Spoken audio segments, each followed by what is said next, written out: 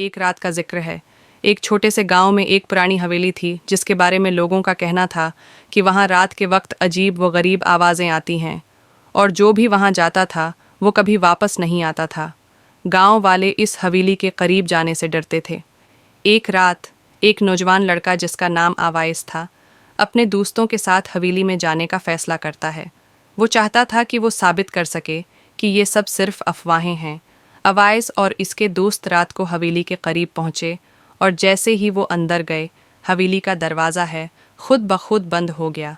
पहली बार अंदर जाते हुए अवाइस ने महसूस किया कि कमरे में एक अजीब सी ठंडी हुआ थी और हर कदम पर किसी के कदमों की आवाज़ सुनाई देती थी, लेकिन वहाँ कोई नज़र नहीं आता था।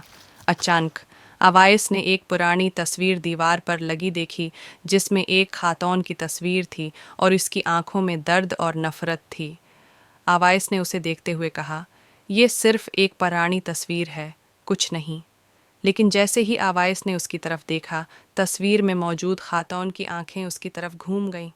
इसकी आंखें आहिस्ता आहिस्ता हरकत करने लगें और जैसे ही वो डर के मारे पलटा, एक भारी आवाज़ आई और तस्वीर से एक भूतनी औरत बाहर निकल आई। इसके लंबे सफ़ेद बाल और खून से सुनी हुई आंखें अवाइस की तरफ बढ़ने लगीं। अवाइस खौफ के मारे दौड़ने लगा, लेकिन हवेली के दरवाजे खुद ब खुद बंद हो गए थे।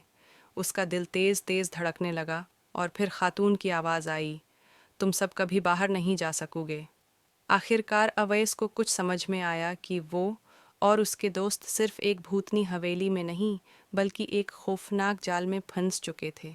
अगली सुबह गांव वालों ने देखा कि अवैस और उसके दोस्तों का कोई पता नहीं चला।